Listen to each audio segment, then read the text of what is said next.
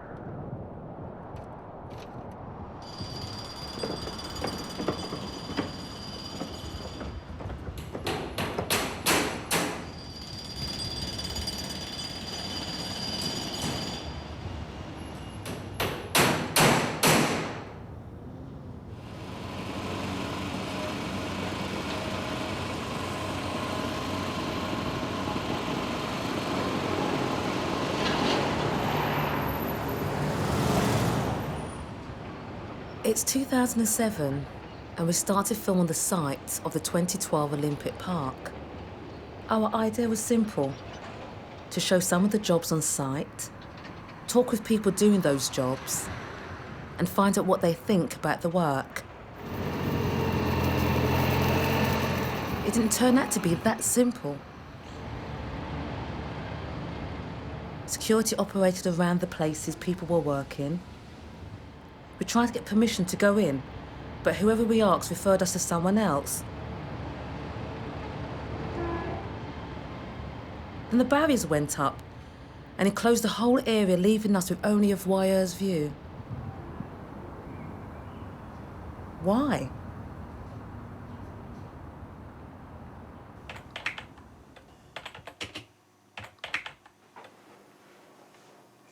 The official story is easy to find and is strong on aspirations and promises. So here, employment skills, building the stage for the London 2012 Games will give people in London and the UK unprecedented access to new jobs and career opportunities.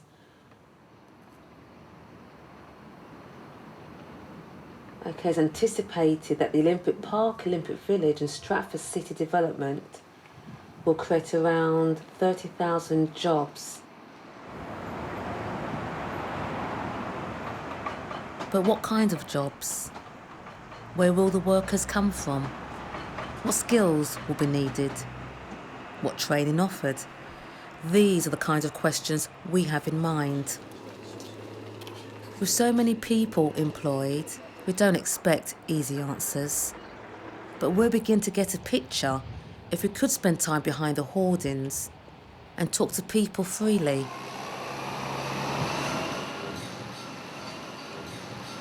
Who's the we I'm talking about? Why are we interested? It's a very public project, using public money. So everyone should be asking questions. But for us, we have more specific reasons. For me, I'm a PhD researcher. I'm doing my research around construction training and apprenticeships. I've done loads of different jobs, anything from a dustman, from carpentry, air ducting. But I thought the apprenticeship would be a good step in life sort of thing, you know what I mean? Be patient for a couple of years, and then you can hold your hand out for the big money, can't you? Do you know what I mean?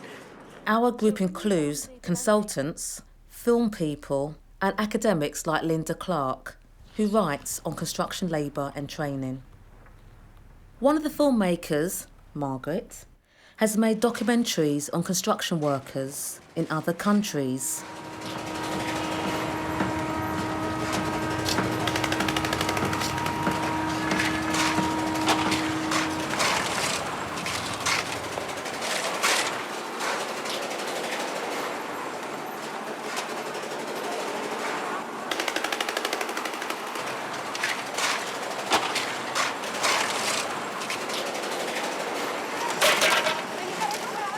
And there's another filmmaker, Chris, who has filmed construction workers in Britain on and off since the 1970s.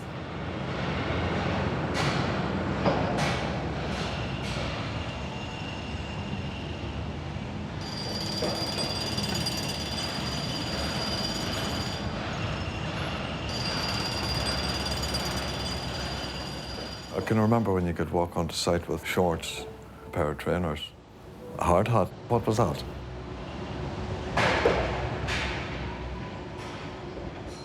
Some of the construction workers we meet today remember these times. Listening to them, we begin to see the Olympic Park as one in a series of major projects, each setting standards which influence the next. We decide to visit some of these past developments. Here we are, Canary Wharf. The construction boom of the 1980s, massive buildings. They shape our city skyline. But how often do we wonder who built them? Or remember the workers killed on site?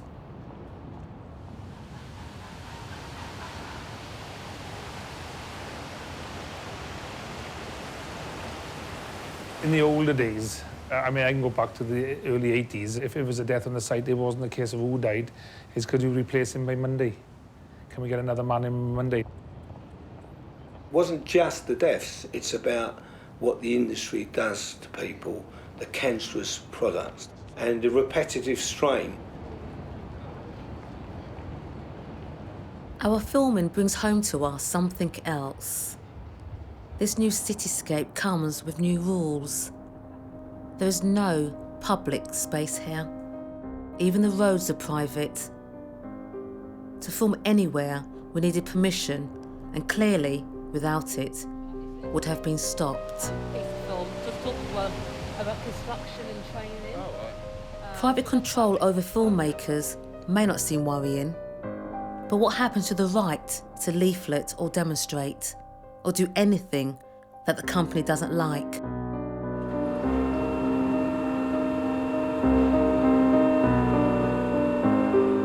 Canary Wharf is part of continuing redevelopment along the Thames, featuring upmarket apartment blocks, where again, much of the surrounding space is private.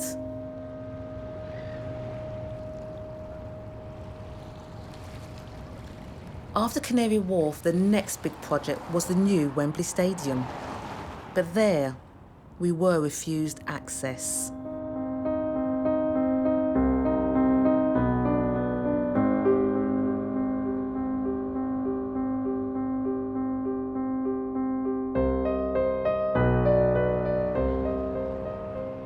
The building of Wembley overlapped with an even bigger project.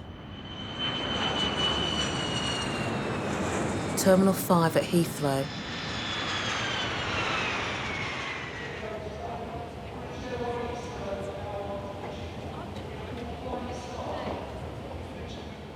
Both the client and the trade unions claimed this as a success. The unions negotiated a major project agreement which required all the labour to be employed directly. And one of the achievements was that the standards of safety were very high. Even so, there were 2 deaths.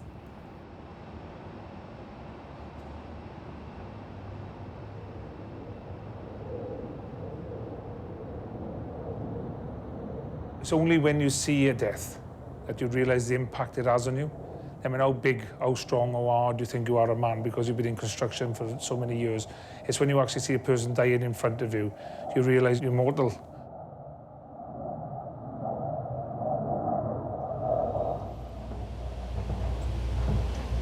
Wembley and Terminal 5 were nearing completion as work was starting on the Olympic Park.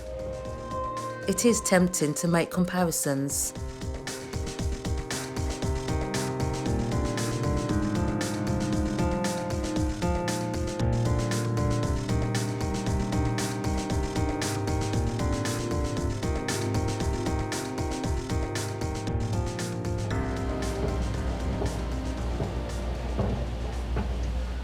Terminal 5 was the model the trade unions looked to when they started to negotiate with the Olympic Delivery Authority. While we could not enter the park to talk to workers, we could meet the unions outside and ask about the negotiations.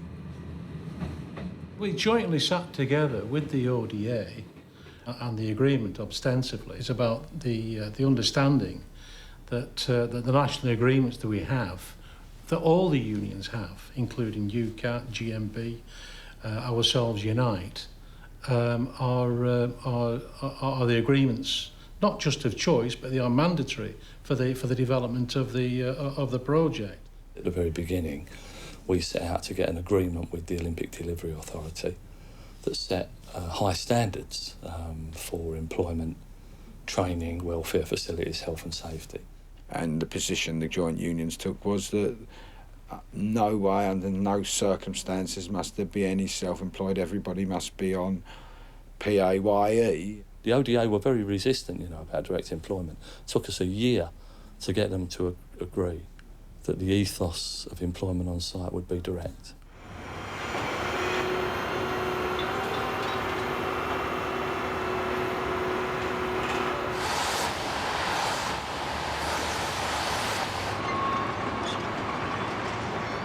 There was a different feeling when we won it to when the Olympics actually started, because we won it in the good times. Unfortunately, the world's economy caught up with us and we were spiralling into recession by the time the actual building work properly got going.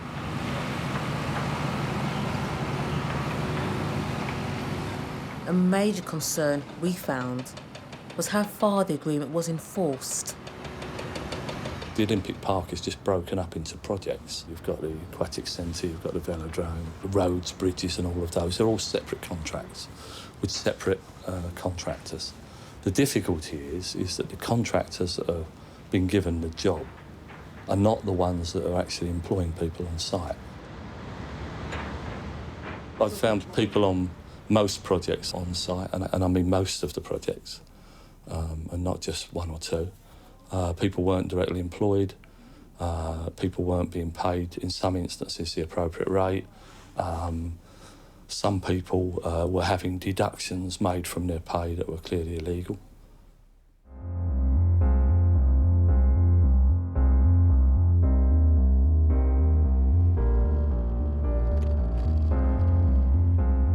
A breakthrough at last. It's 2010 and we are allowed beyond the barrier. We are permitted 3 visits, all brief and all supervised. But even so, how exciting to be inside.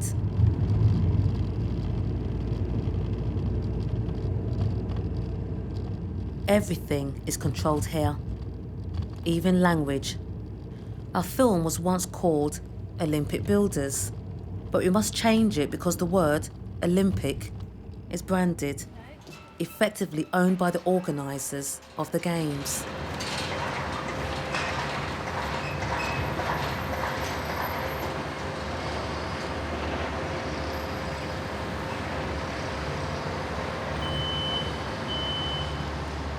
We know these flying visits will not give us an inside view, but we hope to get some insight from the conveners, union officers who actually work on site. A convener is chosen by their union and works full-time on union business, but is employed, paid by the site contractor. We're not quite sure how this works. With conveners, it's a strange role because management are never sure what you're up to. The workforce are never sure what you're up to, and even your own union. So you've got like 3 forces working against you at times. It's more dialogue now and engaging with the contractors to try to improve both conditions and pay. Although that might be a sore point at the minute with the way the economy is working at the moment. Great difficulty, to be honest. But it's, that's the role we're in, and that's the role we enjoy doing. I said we've got a good relationship with most companies on site and the principal contractor. So there's already that relationship there, and of course the member you're going to have a relationship with anyway. And it's just a case of being the mediator between the two. A typical day? Yes, is there such a thing? No. I've been to at least 60, maybe 70 disciplinaries since I've been on the job in 2 years, and I've got a success rate of about 90% of trying to keep people's jobs. So I think the benefits are there. The facts show there that if you are part of a union, you've got a much better chance of surviving in the world of construction. The Aquatic Centre, it's absolutely fantastic to be involved with something like that. When I went there first, nothing was there, it was bare. And to see the structures start to come up to hold the roof, the complete span from front to back, supporting the roof, nothing in between. Like it's something that you can only dream about. Most people can only dream about. It's like a stingray sitting out on the side of the A12.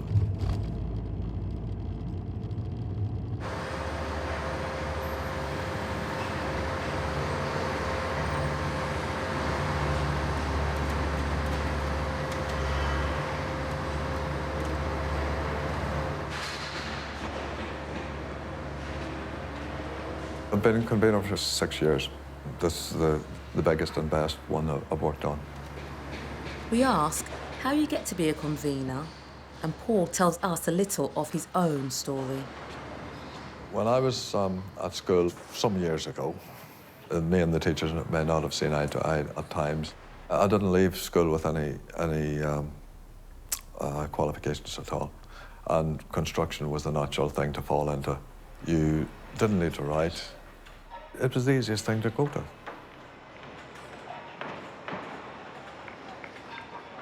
I suppose the kick-off for trying to get myself educated would have been having the first death on Canary Wharf, or the first death that I was involved with in Canary Wharf, where one of the steel workers fell down a staircase.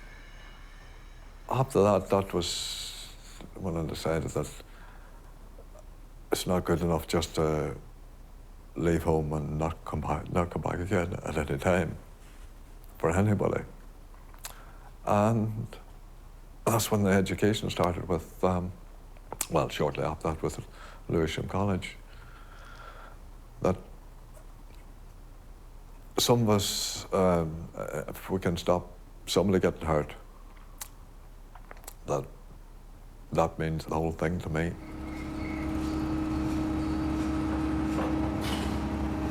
Alex, where are you going with it?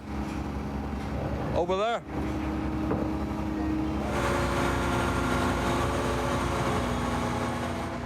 There's 15 cranes on the site at the minute, so it's quite busy and quite compact to make sure that all them operations go ahead without any problems.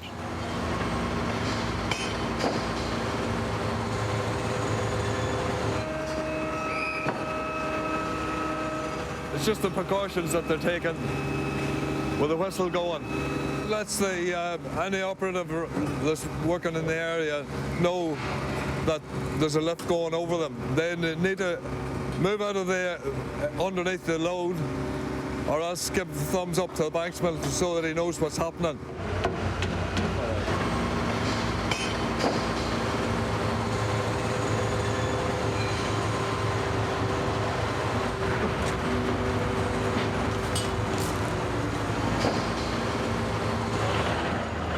Everybody has to do it. When he's in the cab, he doesn't have to wear all the PPE, but once he's out on site, you have to wear all your PPE, so he's putting it all on.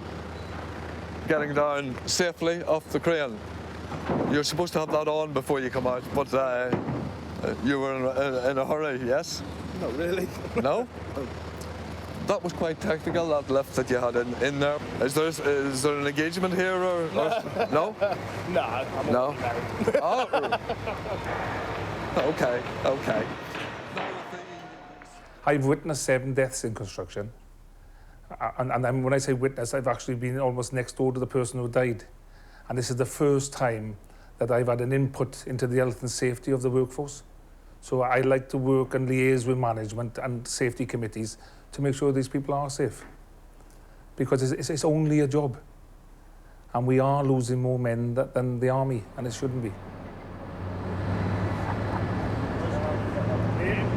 Date of birth, signature, company, glove. But if you allow the small injuries, you start to allow the medium injuries, and then the large injuries become acceptable. You've got to start with the smallest to get to the biggest. There are 3 photos here, which I'm going to pass around now, and I give it to Foxy. 2 of them are people working, and it shows you how you will get abs. And the 3rd one is of an hand that has white finger, even though the fingertips are blue. Once the fingertips go blue, boys, the only cure is amputation. All right? When you're using grinders and sanders, causes white finger. Using jackhammers, drills, chainsaws, handheld tools. Things you need to do to take care. Keep cutting edges sharp. Massage your fingers and exercise your fingers. That's all you've got to do. Keep the blood circulating to your fingers before you go to break, before you go to the toilet, or when you come back from the toilet, or when you go home. Know your trigger times. The effort put into safety has resulted in impressively low accident figures. So, it looks as if the aim of a safe site has been largely achieved. Can the same be said of other aspirations?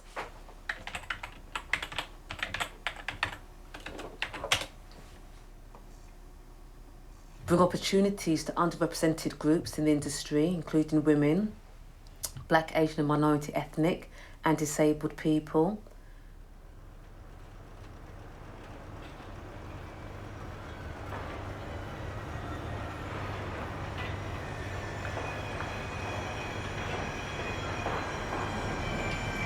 One of the questions we raised with the press office was about diversity. And the film arranged for us reflects our interest.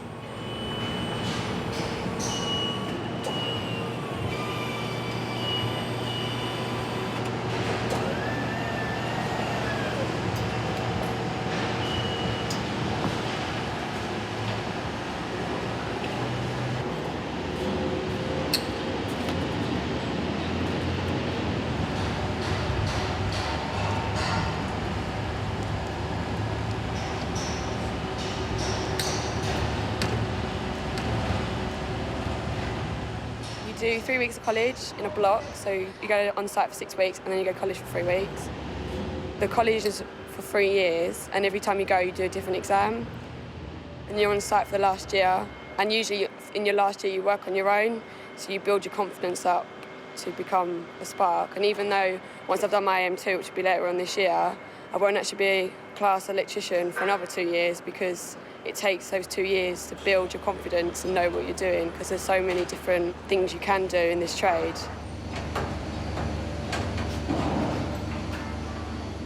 A lot of people, when I first meet them, they're like, what? Surprised.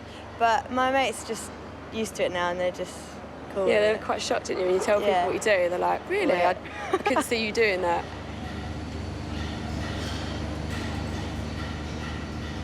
It's good to be able to say that you're working here. It's really nice to go, oh yeah, I'm working on the Olympiads, go, oh wow, that's so cool. The wiring the lights and then putting the lights up and then seeing them being turned on, knowing that you did all that, that's probably the best bit of the job. You do see a few other females on site as well.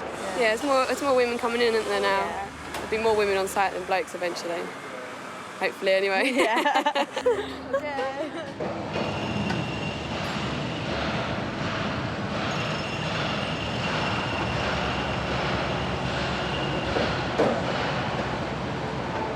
Yeah, I'm doing an MVQ level 2 in interior systems, dry lining, but it's mainly on the job work.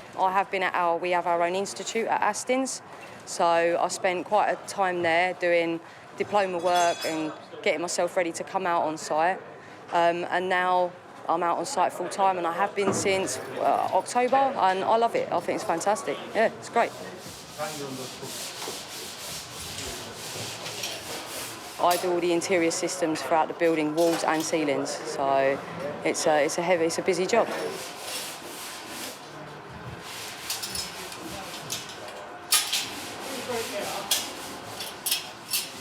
I went to college a few years ago and I did my City and Guilds intermediate in site carpentry, and I just couldn't get into the business. No one would take us on.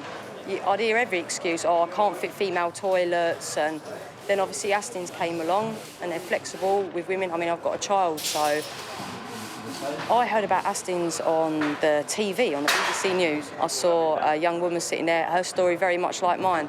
Mother, child, trying to break into a job in construction. So I applied to Astin's.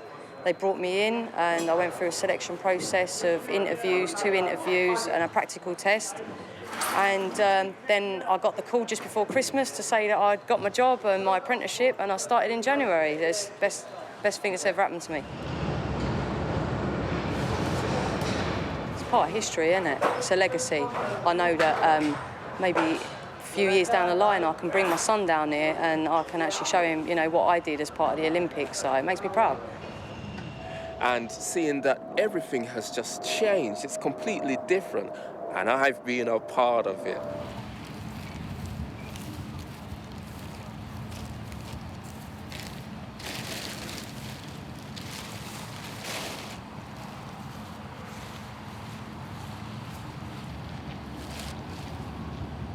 When I first started on the Olympic site, all of what you see here, there were no paths, there was no grass, there were no hills.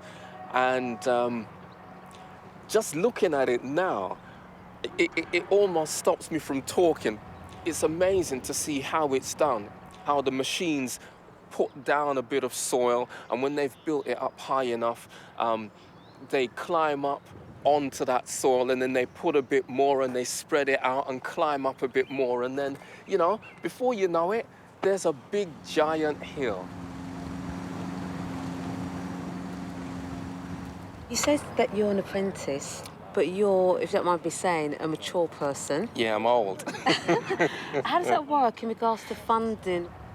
Well, I believe, to my knowledge, the apprenticeship scheme that I'm on is for the 16 to 24-year-olds, and I'm 45 now.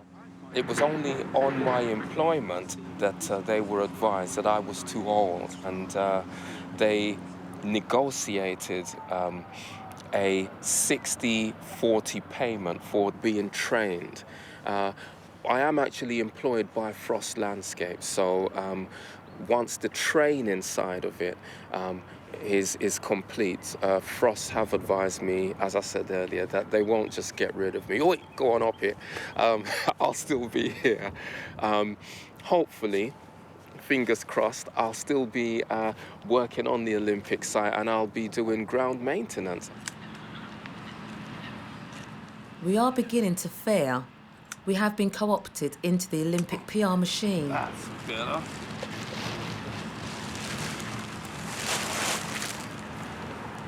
The cases we filmed are important examples which show what is possible, but are exceptions.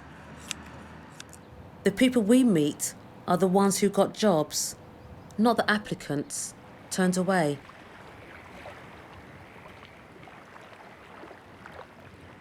It's an incredible initiative to be involved in as a local person. It's great to see the changes here. My memory of what it was like has almost been erased, but it's a real honour, and I'm really proud to just think that I've had anything to do with it. So, you know, that suffices for me. But I myself live in East London, and there is little mention of the Olympics. Although the site has dramatically changed the landscape, I don't get the sense that everyone is quite so enthusiastic. And when you look at the promises about local jobs, it's hard even to see what they mean. Currently, we've got 20% of the workforce being from the 5 host boroughs, local, which is excellent for an initiative of this kind. And we've got 1 in 10 of the people who are previously unemployed. So we're proud of our achievements. We're not complacent. We've got some stuff to do, and it's not necessarily straightforward, but it is, we think, a fair achievement in terms of the current economic climate and the range of different trades that exist on the park.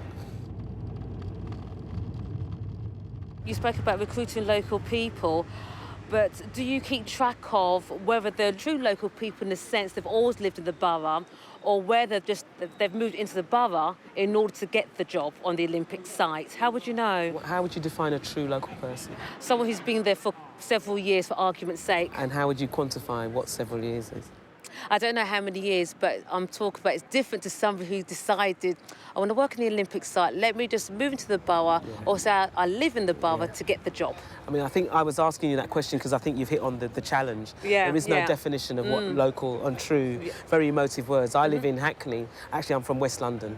Am I a Hackney person or am I from... and I've lived in Hackney for 20 years. So, in a sense, it's a very difficult point. We have no evidence of significant movement into the boroughs that's taking up jobs on the Olympic Park. I think if there's no evidence, it's because no one's then looked for the evidence. Let's put evening standard. Okay, so here it is there. So the Olympic Delivery Authority has been forced to reveal that just 828 workers out of the total 6,277 workers on the Olympic site are Britons who live locally. I think there's a major problem with the argument that you should have a local workforce. That problem is construction is nomadic. Now, if we had got most of the workforce from Stratford to build the Olympics will be finished in 6 months. And a large project, shall we say, starts over in Harrow. Do we then say to all those people who have got their newfound skills and their new ability to earn a living in construction, sorry, you can't work over at Harrow, you wait there until another job comes to Stratford? Because that's the fundamental end of what people say. People in construction have to move from site to site. I remember told in the very early days when I started on building sites, someone said to me, remember son, the day you start on the site, you're one day closer to the sack.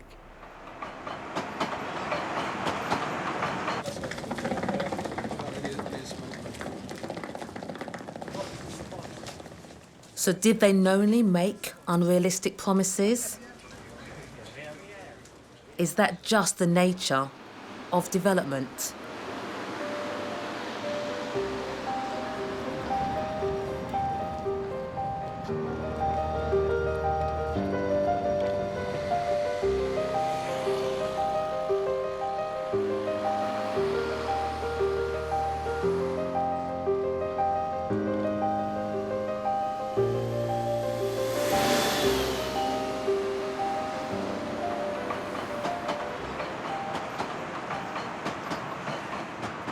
Years ago, just over there where you've got the cycling circuit there, that used to be Eastway cycling circuit years ago, and I remember as a little boy going there. It was really nice. You could just see so far, and I know that it was all factories and wasteland, but it was just nice to see.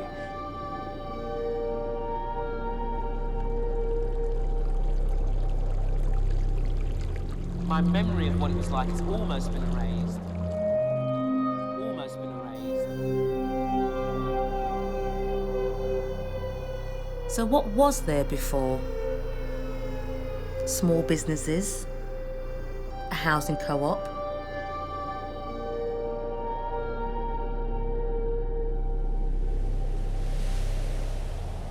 bits of wilderness,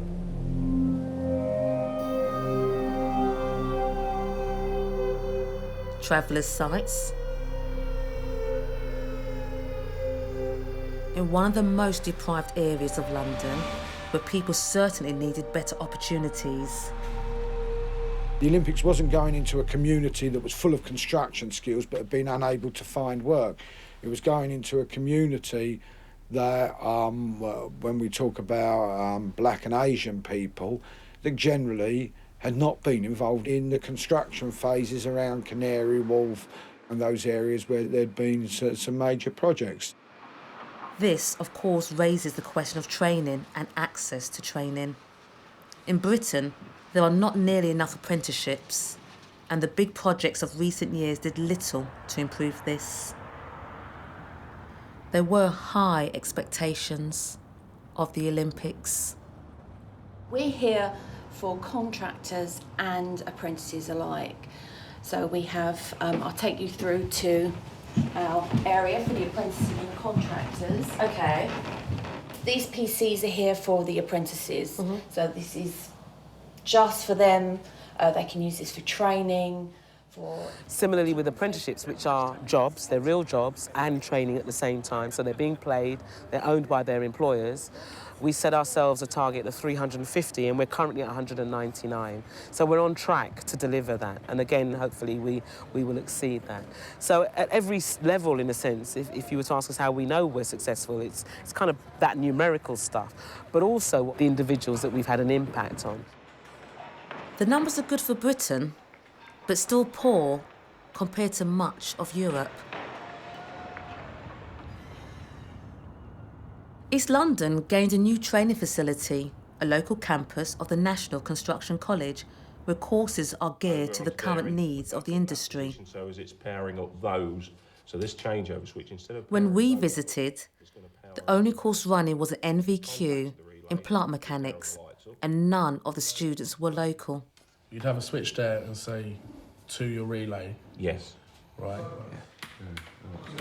And that's the same with any fault finding. If you go to a machine, say for instance you go to your access platforms and you say it's not lifting, yeah, you could have two faults already.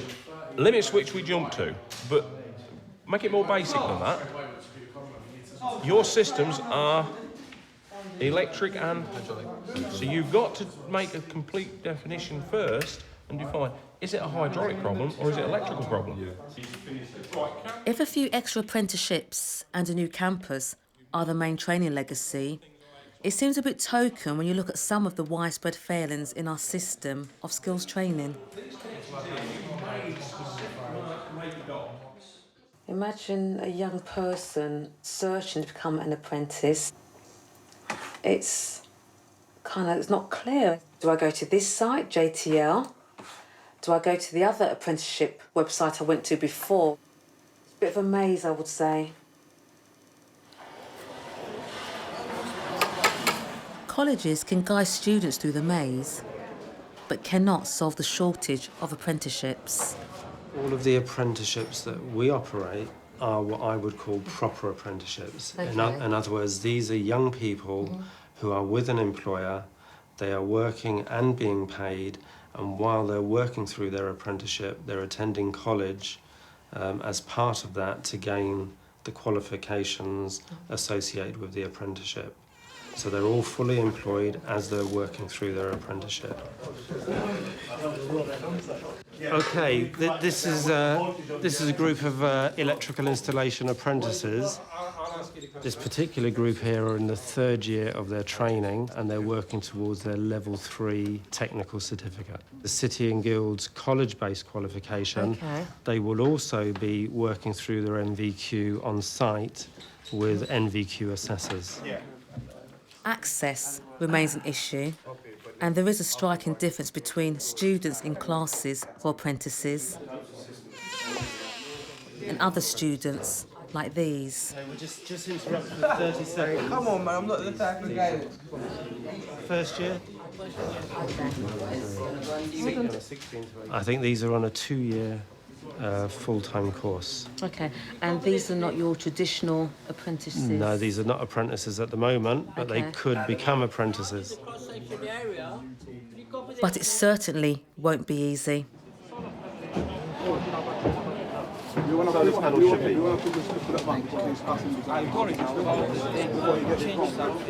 Right, should we turn it all on and test it? Yeah. Right, can you check that they've not troubled anything downstairs before I turn it on? Is it on there? Which one's the hot one? That's the one she's holding. So what's this one that I'm shaking Even out? students who do well in college and enjoy a challenge find it hard to break into the world of work. It's very difficult to get a job in any of the construction fields. A carpenter or a plumber, because I'm qualified as a carpenter and as a plumber. And I find it so difficult because being a woman, if you go for a job, they prefer to take a man or a young man on than a woman. Because you're a lady. Yeah, you go and ask for a job and I think it's funny. A lady comes in and asks for carpentry or a joinery job. But I failed my A-levels, so I decided that I wanted to get a trade. I picked plumbing, and just so happened that my rugby manager was also a construction manager. Rugby coach. He was also a construction manager, so he got me to work. So it was a luck of knowing him that I got an apprenticeship as it was. The way into paid work is still often through personal contacts. It's not surprising when so much work is done by family firms, but it does make life harder for newcomers. One of the difficulties is that an NVQ requires work experience. Women may have extra difficulties, but anyone can face a struggle. I moved down from up north to do this course, and I met a guy in Pope who's just a bricklayer. And he got in touch with his mate, who said, look, if he wants to do some work, he can come do some work for me. So I went down there, I said, look, I'll do it for free, as many days as you want. I ain't fussed. So I just got on done doing that. Isn't that sort of illegal, not getting paid? Volunteer work, I'm helping him out.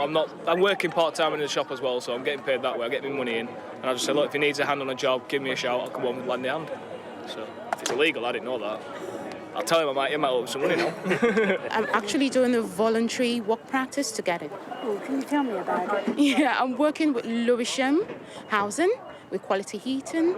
Yeah, I'm training with them. So I pay for my transportation and all that to get the qualification I need. A lot of people need to be retrained, right?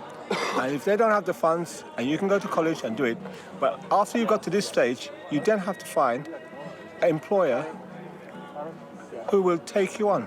That's why a lot of us are having to do voluntary work. I've had a look for apprenticeships, for the last year or so, and there's just been nothing about. I wanted to do apprenticeship really before I started doing my course, but I didn't find anything. Where do you look for the apprenticeship? I'll look in newspapers, on the internet, just in anywhere, Yellow Pages, on the plumbing sections and that, just give them a ring, say, do you need anyone? But unfortunately, they don't at the minute. I'm in the first year, and you need apprenticeship to go to the second level. So you need to have an apprenticeship to get on to the second level. And I've tried so many places, just can't find it. Looking internet, all that British Gas and that, phoning them, no, we ain't a 3-year waiting list. That's how long it is. Newspapers, internet, everything really. Anyone who's got plumbing, if you see a plumbing van, get the number, phone them up. Nothing. So. But you said you're doing a course at the moment? Yeah, at Barking and Dagenham College. Can you tell me a bit about that course? It's just a basic plumbing. It's like you learn the tools, you do like little things. This, I ain't learned none of that. I haven't learned none of it. So how was you able to do it? Well, because I come here and I weren't meant to do this. I was meant to just represent girls doing the construction. And they just chucked this at me and I just got on with it. I've done an apprenticeship. It wasn't all that. It wasn't nothing like this. To be honest, I was just cleaning up really most of the time. I got labouring and stuff. So when you're working on site now at the Olympic Park, you said that's not for an employer? It's basically somebody I know, I've met. And he said, yeah, come if you want, just come and work for me, and he pays me sort of. So I'm just basically helping him out really at the moment. And he's a subcontractor for somebody. Do you know what I mean? Who's your subcontractor for? The guy I work for is a subcontractor. So basically, I'm a subcontractor. You know what I mean? But I much more enjoy the traditional side of carpentry. Like nowadays, everything comes prefabricated, so you don't really get to do anything like this on site.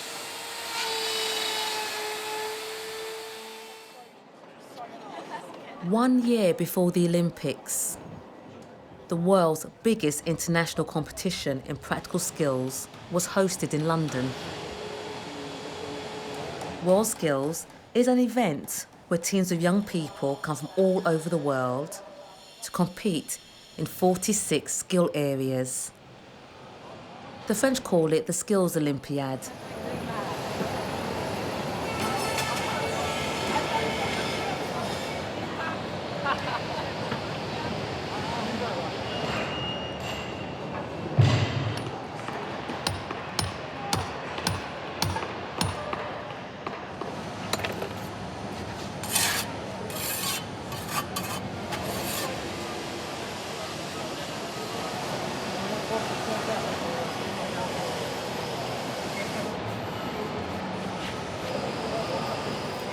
Britain got gold in some categories, including bricklaying and masonry.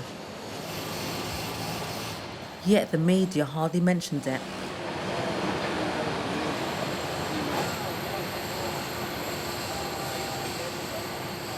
I was quite academic before finding stonemasonry, and a lot of people told me, oh, what are you doing going into that instead of studying further, doing A-levels and university?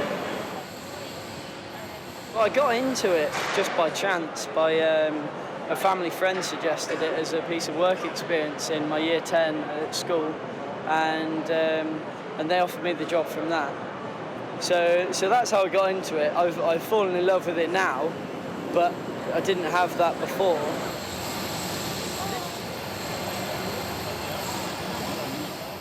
Why was there so little media interest? Is there nothing exciting about these skills?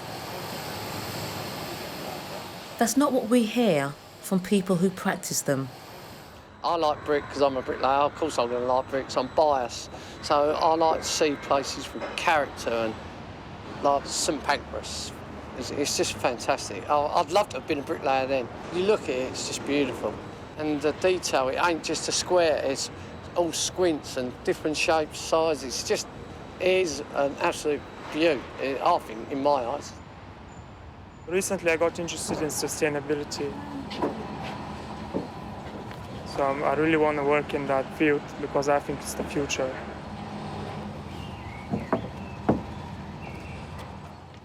You actually learn something new every day doing this. Like a lot of puzzle, like fault findings involved and stuff like that. I enjoy it. It's like art, basically. The stuff you can make out of it and the designs and the colour texture, it's a good fun.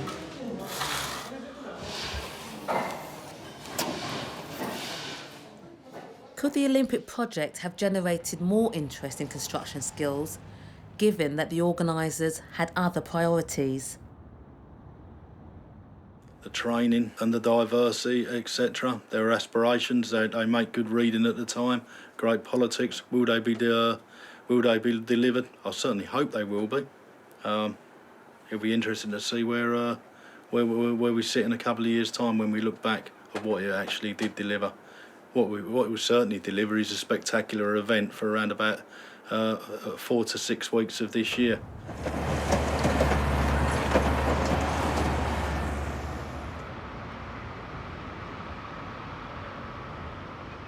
We only planned to consider the construction legacy, but there were some other questions about the outcome which are hard to suppress.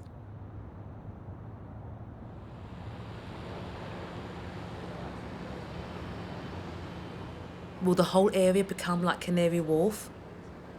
A space the public enters only at the discretion of some private company?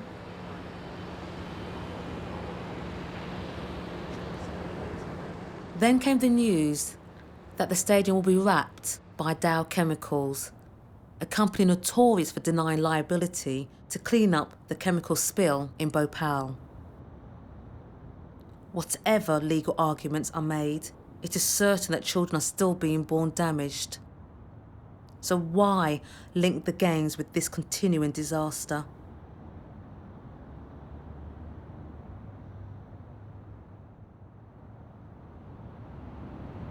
By 2011, senior management at the Olympic Delivery Authority had reason to be pleased. Some venues have been handed over, others were on track. But many of the workers who contributed to this success found themselves facing an unexpected threat to their future. In the autumn, some of the big contractors on the Olympic Park joined with others pulling out of the JRB union agreement, which covers electricians.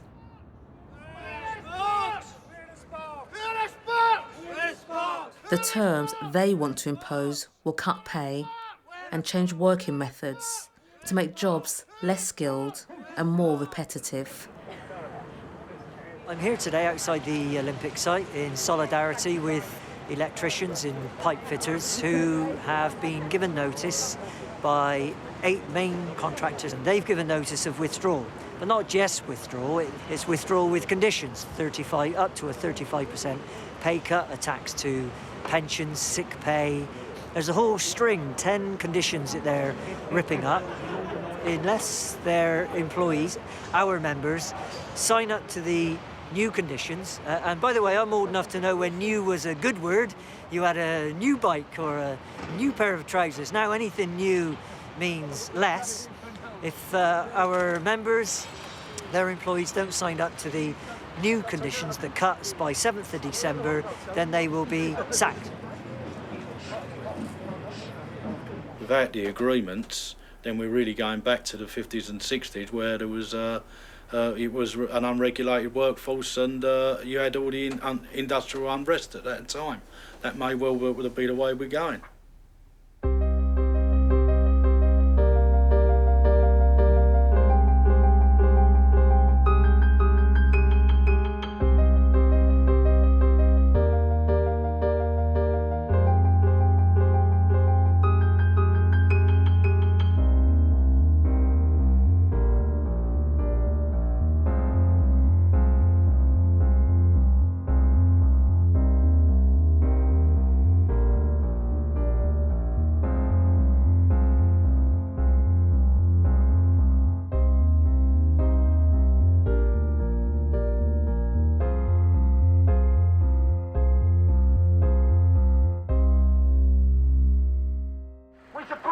standing up for their rights in Egypt.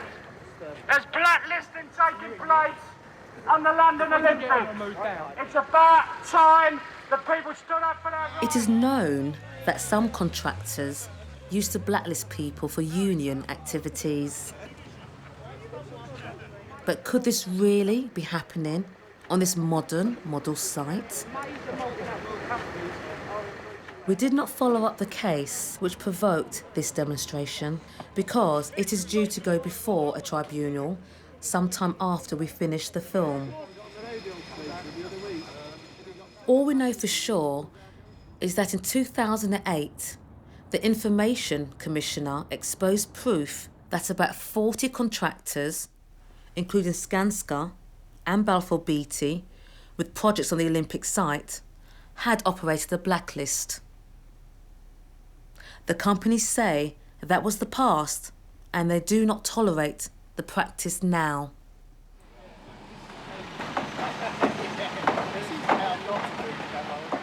If pay is under threat and blacklisting still a worry, even for those on the Olympic site, has the project done anything for construction workers beyond the park?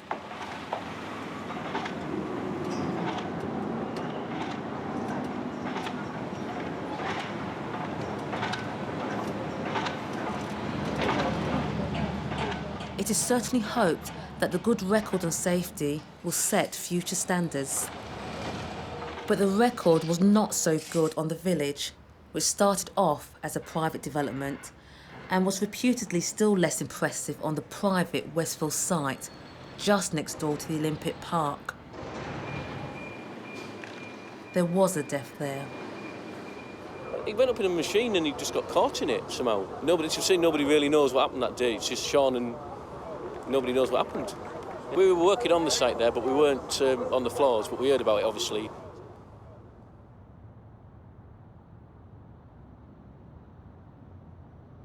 And enforcement at Westfield will have been good compared to most sites.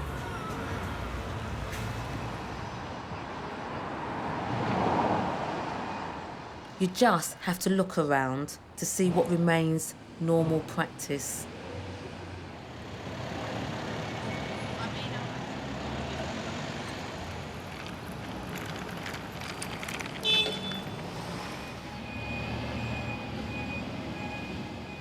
Turn this to black and white and add a few scratches, and you might think it was taken in the 1970s.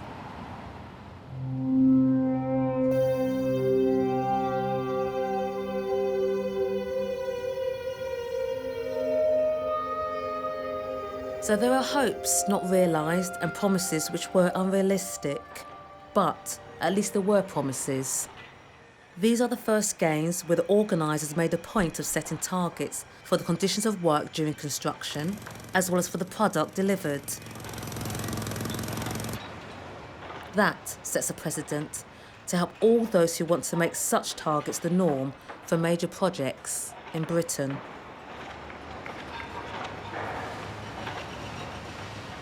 And beyond Britain, if such targets are adopted and enforced for future games, that will be the legacy for construction workers all over the world. Will we see this happen for Rio 2016?